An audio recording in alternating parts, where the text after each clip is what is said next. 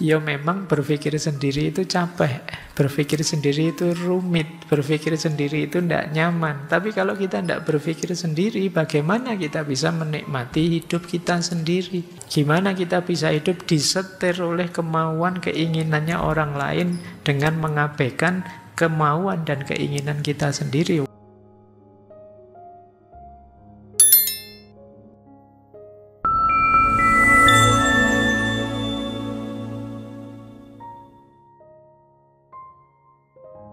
Assalamualaikum warahmatullahi wabarakatuh. Bismillahirrahmanirrahim. Alhamdulillahi rabbil alamin. Wa bihi nasta'inu ala umurid dunya waddin. Allahumma sholli wa sallim wa barik ala habibina wa syafi'ina Sayyidina wa maulana Muhammadin wa ala alihi wa ashabihi wa man tabi'ahum bi ihsanin ila yaumiddin. Amma ba'du. Bismillah, mari kita mulai lagi, kita lanjut lagi ngaji filsafat kita. Semoga bisa lanjut kita istiqomai tanpa harus target macam-macam. Yang penting kita tahu bahwa ngaji itu baik, itu saja sudah. Karena kadang-kadang target macam-macam itu, kalau targetnya tidak terpenuhi, kita kecewa. Begitu targetnya terpenuhi, kita jadi malas. Saya ngaji filsafat biar pinter ini bisa itu, Pak. Kalau sudah terpenuhi pinter ini bisa itu, terus males wis. Atau tidak terpenuhi. Oh, saya sudah ngaji ratusan sesi, rasanya kok masih tidak jadi apa-apa, belum dapat apa-apa, Pak. Terus kamu kecewa. Nah, mari kita bebaskan pikiran kita. Ini seperti tema malam hari ini nanti. Kita nikmati saja apa yang kita hadapi. Mari kita yakinkan itu baik, terus kita jalankan. Oke, malam hari ini kita belajar dari beliau Jiddu Krishnamurti. Mungkin teman-teman pernah mendengar nama beliau. Beliau ini meditator spiritualis, guru dari banyak orang, yang terkenal sekali dengan spiritualitasnya. Ini malam hari ini temanya kita agak dalam berpikirnya, tidak apa-apa ya. Paham tidak paham didengarkan saja. Biarkan saya bicara sebebas-bebasnya. Kalau ada yang manfaat diambil, kalau ada yang masih harus direnungi lagi ya dipending, kalau ada yang tidak cocok ya disisihkan. Itu saja. Tidak harus jadi masalah. Kita sudah terlalu banyak masalah tiap hari. Jadi yang tidak penting-penting ngapain sih harus diangkat jadi masalah. Beliau kelahiran 1895. Nanti meninggalnya 1986. Anak ke-8 dari keluarga Brahmana. Nanti beliau ini sudah kelihatan bibit bijaksana dan pinternya sejak kecil. Makanya usia 14 tahun beliau itu diambil mungkin setengahnya ya jadi murid oleh tokoh teosofi namanya Ani Besant. Ini dulu kita pernah belajar tentang teosofi ini, antara lain dari pelopornya namanya Blavatsky. Boleh dicek rekaman ngaji filsafat yang lama ya. Cuma Krishnamurti ini kemudian mengambil jalurnya sendiri. Meskipun awalnya beliau ada di circle-nya teosofi, sampai di titik ya sekitar usia beliau 1895. Nanti tahun 1922 itu beliau mengalami masa pencerahan. Jadi ceritanya selama 3 hari itu beliau mengalami pembalikan pikiran, pencerahan yang luar biasa. Sampai kemudian beliau akhirnya keluar dari circle-nya teosofi dan dengan caranya sendiri menempuh jalan spiritualitas. Baik, malam hari ini kita coba ya, kita gali gagasan teosofis beliau. Yuk kita ambil satu aspek tentang kebebasan. Bukunya yang terkenal sekali tentang kebebasan ini Freedom from the Known. Ini buku sudah saya baca sejak zaman mahasiswa. Meskipun zaman itu ya untuk gaya-gayaan saja, bahwa saya sudah baca buku semacam itu, baru belakangan agak bisa menangkap apa isinya buku. Nah, itu menariknya dunia membaca ya. Tidak apa-apa teman-teman baca, tidak paham itu tidak usah mengeluh. Pada saatnya, seperti Krishnamurti tadi ya, akan ada momen pencerahan untuk kita sendiri. Akan terjadi titik momen aha atau momen eureka atau momen ketercerahan untuk diri kita masing-masing. Ayo kita kejar itu dengan berbagai cara, termasuk banyak membaca, ikut kajian dan lain sebagainya. Kita tidak tahu nanti lewat pintu yang mana, dalam momen apa, tiba-tiba, kalau orang Jawa menyebutnya meletek, terbuka pikiran kita. Nah, teman-teman kejar itu ya, biar nanti bisa otentik, kita bisa berpikir sendiri, memahami hidup versi kita sendiri. Baik, bismillah, kita mulai ya, belajar untuk bebas yang hakiki menurut beliau. Nanti kalau ada sindiran-sindiran nggak boleh baper. Beliau tajam sekali nyindir hidup kita sehari-hari. Ini kalimat dari Freedom from the Known. Buku itu sebenarnya kumpulan tulisan. Ada banyak kumpulan tulisan dari beliau, antara lain buku itu. Nah, di bagian paling awal buku itu ada kalimat seperti ini. Nanti coba di cross check dengan teman-teman hidupnya selama ini ya.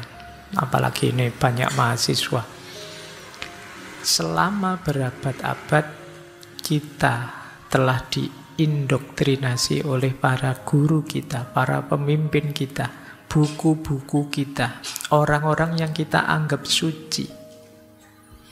Kita berkata pada mereka semua itu, beritahu aku segalanya, apa yang ada di balik bukit-bukit, gunung-gunung, dan bumi ini. Kemudian kita merasa puas dengan deskripsi yang mereka berikan.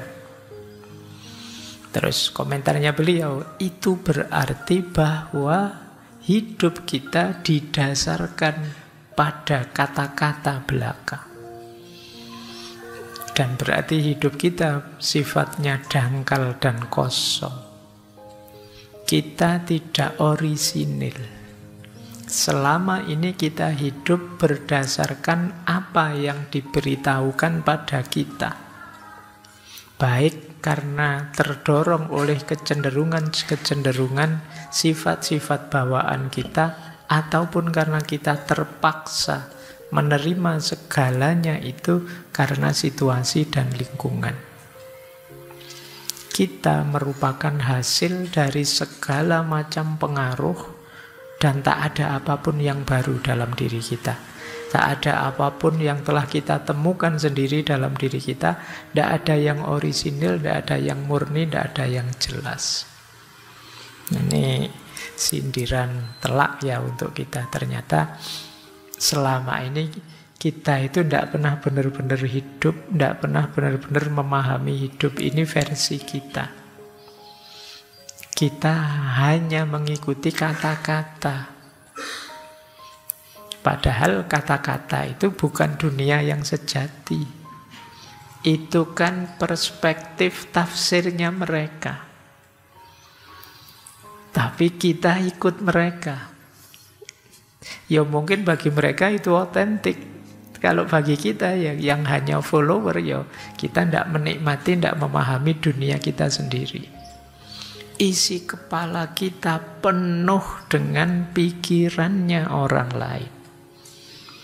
Jangan-jangan ada pikiran saya juga di kepalamu. Terus buat apa? Kata Krishnamurti, inilah nanti yang membelenggu kita. Jadi kita bukan pejuang kebenaran untuk hidup kita sendiri. Padahal kata beliau, deskripsi itu tidak sama dengan yang dideskripsikan. Aku bisa mendeskripsikan gunung, tetapi deskripsi bukanlah gunung itu sendiri. Dan jika engkau terjebak dalam deskripsi seperti kebanyakan orang, maka engkau sebenarnya tidak akan pernah melihat gunung itu sendiri. Kalau kita ikut pikirannya orang, tentu saja kita tidak melihat sendiri. Padahal setiap orang itu kan memahami sesuai cara pandangnya, sudut pandangnya, dan titik pandangnya masing-masing. Yang bisa saja tidak relate, tidak relevan dengan hidup kita. Jadi ternyata dunia kita hanya dunia deskripsi. Nah, ini kritiknya. Makanya lanjut beliau mengkritik kita. Kita adalah pemulung barang bekas.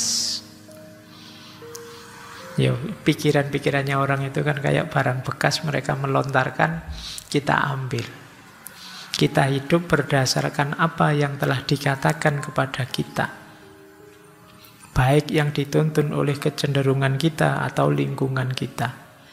Tidak ada yang baru dalam diri kita. Tidak ada yang kita temukan sendiri. Tidak ada yang asli, yang murni dan jelas. Itu masih mending kalau kita paham pikirannya. Kadang-kadang kita mulung, tidak paham, yang penting share. Nah, hari ini kan peradaban share itu kan. Kita tidak ngerti benar yang kita share itu apa, tapi rasanya kok keren saja. Rasanya kok hebat saja. Terus wow. Hari ini peradaban kita kan rame sekali. Cirinya era digital itu noisy, rame, tapi dangkal. Jadi karena tidak banyak orang berpikir, tinggal transfer pengetahuan dari sini ke sana. Apalagi kalian sekarang dibantu habis-habisan oleh teknologi. HP-mu sangat paham, chat GPT-mu sangat dalam, tapi kamu tambah dangkal. Kamu tinggal ngutip saja. Mahasiswa yang harusnya menganalisis persoalan sekarang sekedar mentransfer pengetahuan. Ini masalah besar bagi Krishnamurti. Kita tiap hari yang teriak-teriak, saya merindukan kebebasan. Tapi ternyata kita membelenggu diri kita sendiri dengan gagasannya orang lain, pikirannya orang lain, perspektifnya orang lain. Nanti mungkin ada yang tanya, lupa kan belajar itu begitu. Seperti malam hari ini kan kita belajar tentang Krishnamurti, kemarin belajar itu kan tentang orang lain. Iya, tapi kalau kalian tidak menghidupkan versimu sendiri, ya sama saja kamu pemungut barang bekas tadi. Pikiran orang lain itu boleh kalian telaah, kalian pahami, kalian dalami sebagai bahan pertimbangan, sebagai rujukan. Hidupkan pikiran itu versimu. Jadi jangan terjebak di pikiran-pikiran tertentu, kelompok tertentu, aliran tertentu. Itu dikritik oleh Krishnamurti. Itulah yang memenjara kita. Ternyata nanti pada akhirnya yang membuat kita tidak bebas itu diri kita sendiri. Kelakuan kita tentang kita sendiri, pada diri kita. Ternyata yang memenjara ya kita sendiri. Nah, ini yang dikritik oleh Krishnamurti. Di situ nanti titik pangkal dari freedom from the known. Gimana caranya kita bebas dari the known yang kita ketahui selama ini. Bayangkan ya, hidup kita itu kan tergantung pikiran. Sering saya bilang, harapanmu, ketakutan-ketakutanmu, kegelisahanmu, itu kan kuncinya karena pikiran. Pak, besok masa depan saya gimana ya Pak? Situasi hari ini kok kacau begini ya Pak? Itu kan pikiran-pikiranmu. Dan ternyata pikiran itu ternyata bukan kamu. Kamu hanya mengikuti orang lain. Kenapa sekarang kamu gelisah? Katanya orang-orang sebentar lagi ada gempa Pak. Katanya rame sekali sekarang, mungkin bulan ini Agustus katanya ada kiamat Pak. Katanya itu kan kamu dapat dari mana-mana dari luar dan kamu gelisah. Terus kamu menghadapi dunia dengan kegelisahanmu, padahal segala deskripsi dan informasi tadi miliknya orang lain yang kamu ambil. Tanpa kamu relatekan, tanpa kamu kontekstualkan dengan hidupmu sendiri. Inilah problem besarnya kebebasan justru. Kalau versinya beliau. Jadi bukan bebas dijajah siapa oleh siapa, wong kita sendiri yang menjajah diri kita sendiri. Kita lanjutkan ya. Nah, maka Krishnamurti punya pemaknaan yang khas tentang kebebasan. Selama ini kan kita memaknai itu bebas itu berarti kita bebas milih. Bebas itu ada banyak pilihan, kemudian suka-suka kita mau mengambil yang mana, kan begitu kita memaknai kebebasan. Terus pandangan seperti ini terus dikritik oleh Krishnamurti. Kalian tidak sadar, seolah-olah kalian itu bebas milih, padahal kalian dikondisikan untuk milih hal tertentu dan tidak milih hal yang lain. Jadi kita merasa bebas, padahal sebenarnya kita itu disetir oleh kondisi, oleh situasi, oleh tokoh-tokoh, oleh guru-guru kita, oleh dan lain sebagainya. Itu yang dikritikkan oleh Krishnamurti. Jadi kita sering, Pak, ini pilihan saya sendiri loh Pak, keinginan saya sendiri. Tapi kalau kita telusuri ke belakang, kok kamu milih yang seperti itu mungkin karena cara pandangmu, sudut pandangmu, titik pandangmu, yang itu terpengaruh oleh orang lain. Jadi ada pengkondisian yang kamu tidak paham. Itu makanya dulu waktu kita belajar filosof barat, mungkin teman-teman ingat ya, ini sesi ngaji filsafat awal itu Michel Foucault. Beliau punya konsep kebalikannya orang modern. Orang modern awal itu kan bilang knowledge is power. Siapa yang menguasai pengetahuan dia akan punya power. Tapi dibalik oleh Foucault, bukan begitu rumusnya, tapi power is knowledge. Power is knowledge itu yang punya kekuasaan, dia akan bisa ngatur pengetahuan. Apa yang bisa kalian ketahui, apa yang jangan kalian ketahui, apa yang sebaiknya kamu baca, apa yang jangan kamu baca. Itu kamu sebenarnya sering tidak sadar bahwa ada yang mengkondisikan. Contoh sederhana, ngaji filsafat ini. Kalian mungkin bebas Pak, saya milih tema-tema ngaji banyak sekali. Padahal itu kan tema dari saya yang ngatur versi saya. Kamu minta tema apa saja, kalau tidak tak kasih kan tidak jalan. Itu power is knowledge. Saya kuasa di sini, kalau tidak mau ya tidak usah ngaji, kan gitu aja. Jadi yang punya kuasa yang menentukan. Kalian minta tema ini, tema itu, dan tak cuekin saja, itu kan kalian tidak bisa bantah. Akhirnya kamu dapatnya ya yang saya kasih ini. Akhirnya ideal yang di kepalamu ya sebatas yang saya kasih ini. Itulah pengkondisian. Ya termasuk kampus dengan kurikulumnya dan lain sebagainya. Jadi kita tidak sadar dalam hidup ini ada banyak sekali pengkondisian-pengkondisian. Karena kita tidak sadar, kita merasa bebas. Padahal sebenarnya kita diarahkan. Orang mungkin tidak merintah, tapi dia cuma bilang, asal saya misalnya, kalau anak baik ya biasanya sih, kalau ada apa, dia melakukan apa. Dia tidak merintah kita, tapi kita terdorong sendiri, tergerak sendiri. Nah, di masyarakat sering seperti itu. Kita dikondisikan. Nah, kenapa kok kita bisa dikondisikan? Cara berpikir kita tadi model kayak pemulung tadi. Kita hanya ngambil, kita hanya menyerap tanpa kita kondisikan, tanpa kita sesuaikan dengan kondisi kita, situasi kita. Inilah problem besar bagi setiap orang dalam kebebasan. Baik, kita lanjutkan ya. Kelihatannya berat malam hari ini untuk dijalankan. Dari awal gini, wah ini berat Pak. Nah, beliau juga ngeritik. Kita kemarin punya konsep freedom for, freedom from. Bebas dari, bebas untuk.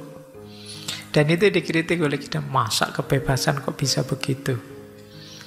Kalau kebebasan itu bebas dari, kata beliau, saya bebas dari ini, saya bebas dari itu, berarti kebebasan itu sifatnya reaktif saja. Jadi padahal kebebasan itu tidak reaktif, kebebasan itu eksistensial. Kondisi hakiki kita. Jadi tidak harus menunggu kita dijajah dulu baru terus kita membebaskan diri. Tidak, kondisi kita sejak awal itu sudah bebas. Orang yang punya pandangan bahwa kebebasan itu adalah freedom from, bebas dari, kata Krishnamurti, ya dia akan reaktif saja dan nanti dia biasanya lepas dari satu penjajahan masuk ke penjajahan yang lain. Lepas dari satu organisasi masuk ke organisasi yang lain. Lepas dari satu partai masuk ke partai yang lain. Akan begitu kalau maknanya kebebasan itu hanya bebas dari. Ya bagian dari kebebasan mungkin bebas dari, tapi bukan itu hakikatnya kebebasan. Ada juga yang bilang kebebasan itu bebas untuk. Bebas untuk itu berarti ideal. Saya harus melakukan ini, saya harus melakukan itu. Loh, kalau kebebasan itu bebas untuk dan sifatnya ideal, berarti kan dia sesuatu yang kita tuju. Saya ingin bebas, Pak. Itu seolah-olah sekarang belum bebas, kamu menuju kebebasan. Kata Krishnamurti, tidak begitu. Hakikatnya kita sudah bebas. Jadi kebebasan itu bukan perjalanan menuju. Jadi hakikinya diri kita begitu kita lahir itu kita statusnya merdeka, bebas. Jadi bukan menuju kebebasan ini, menuju kebebasan itu. Jadi kebebasan itu ya tidak sekedar bebas dari belenggu apa atau bebas untuk apa. Kalau hanya itu ya berarti dia tidak hakiki. Padahal manusia itu ya hakikatnya bebas. Dan juga bukan pilihan. Ada orang, Pak, saya milih ini, yang lain milih itu. Tidak, kalau itu pilihan berarti tidak hakiki. Kamu bisa milih, bisa tidak. Kebebasan itu hakiki. Yakinlah bahwa kalian itu hakikatnya bebas. Kok terbelenggu, Pak? Kamu sendiri yang membelenggu atau circlemu yang membelenggumu.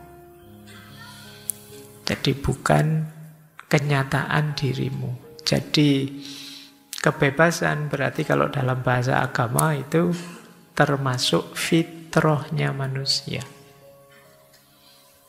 Maka kalau ada fenomena pembelengguan jenis apapun itu berarti nabrak fitrah.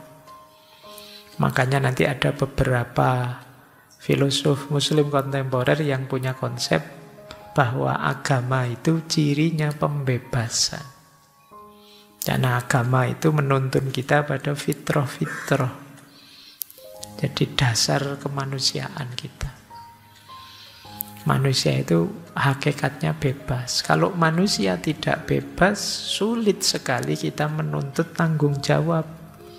Kalau manusia tidak bisa dituntut tanggung jawab, bagaimana mengelola alam semesta ini? Bagaimana menjalankan amanat kita sebagai khalifahnya Allah? Maka jangan ragu-ragu untuk bilang bahwa kebebasan itu fitrah kita. Berarti ada fenomena atau kenyataan apapun yang membelenggu kebebasan, itu kalau pakai istilah agama berarti fenomena kezoliman. Di mana ada kezoliman ya berarti agama sedang tidak tegak. Karena misi utamanya agama itu ya mewujudkan tatanan hidup sesuai keinginannya Tuhan. Baik, jadi kalau ada yang tanya kebebasan apa, ya, kalau di buku itu ada kalimat kebebasan itu ya kebebasan itu sendiri sudah. Kalau didefinisikan, definisi itu akan membelenggu kebebasan. Nanti jadinya harus begini dan harus begitu, harus dari atau harus untuk, bebas ya bebas. Baik, ini ya, semoga tidak kaget dengan ini. Nanti, tapi kalau di kampus mungkin ada mata kuliah materinya kebebasan. Kalau pas ujian jangan jawab ini ya. Dosenmu nanti merengut kalau kamu bebas ya bebas Pak. Kalau ada definisinya nanti tidak bebas namanya Pak gitu. Tidak gitu ya. Jadi ini versi beliau. Oke, kita lanjutkan. Sudah ngerti ya maunya Krishnamurti secara umum dari freedom from the known, bebas dari yang diketahui. The known itu apa yang menghuni kepala kita, pengetahuan, pelajaran dan lain sebagainya. Mari kita hati-hati mendefinisikan yang dimaksud the known itu bukan functional knowledge. Jadi bukan pengetahuan tentang cara hidup sehat, cara minum yang baik, cara makan yang bergizi, bukan itu. Itu namanya functional life. Kalau ini ya kalian harus tahu, kalian operasikan. Ikut orang lain juga tidak apa-apa kalau ini. Tapi yang dimaksud existential life, yang berhubungan dengan hakikatnya diri kita, cara hidup kita, cara kita menjalani keseharian kita, cara pandang kita terhadap dunia, itu existential life. Inilah yang sering membelenggu kita. Jadi the known itu bagian eksistensial, ada yang menyebutnya psychological knowledge. Wong kita itu menjalani hidup kita kok meminjam konsep teori dari orang lain yang membaca hidupnya dia. Itu yang dikritik oleh Krishnamurti. Jadi bukan yang functional knowledge ya. Nanti Pak begitu, kalau begitu pengetahuan di kepala saya dibuang semua ya Pak. Saya yang belajar membaca, belajar nulis, belajar caranya mandi, belajar caranya makan, bukan itu namanya functional knowledge. Tapi yang dimaksud existential knowledge, pengetahuan-pengetahuan tentang kedirian kita. Kadang-kadang kan kegelisahan kita itu kan karena pendapatnya orang lain, komentarnya orang lain, padahal dia melihatnya ya sesuai dunianya. Kadang-kadang saya nyaman pakai baju kayak gini, terus ada orang komentar, menurut saya kalau kamu bajunya jangan begitu, kamu akan, dan kita gelisah karena itu. Jadi kita tidak yakin dengan pilihan kita sendiri. Ini namanya kita terbelenggu oleh orang lain. Itulah the known, itulah pengetahuan. Biasanya kata Krishnamurti, the known itu sesuatu yang eksistensial, yang dari situlah nanti formulasi hasrat, keinginan, cita-cita kita rumuskan.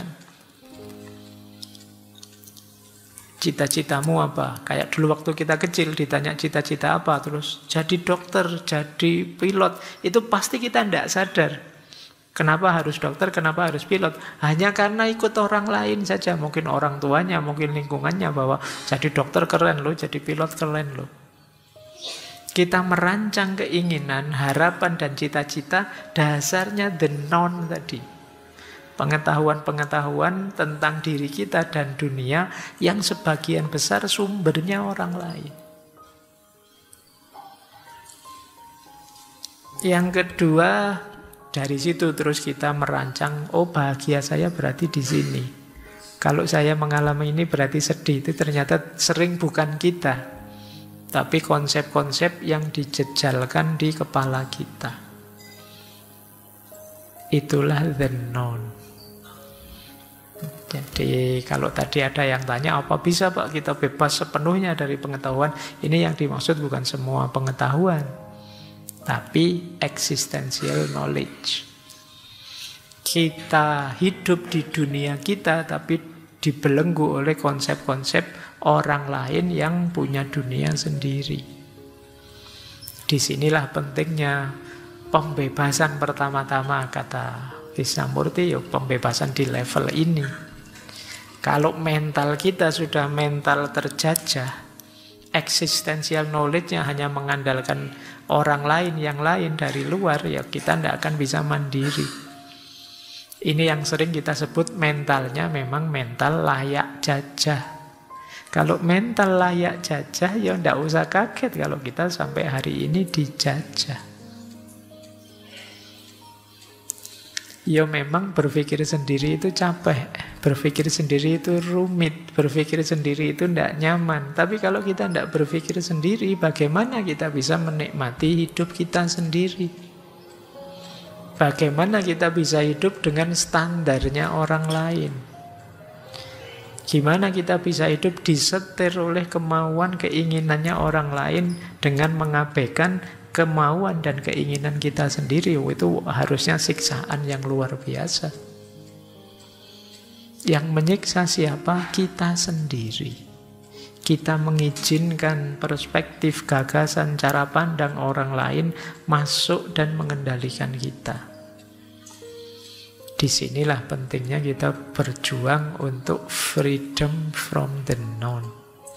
Bebas dari yang diketahui. Lanjut.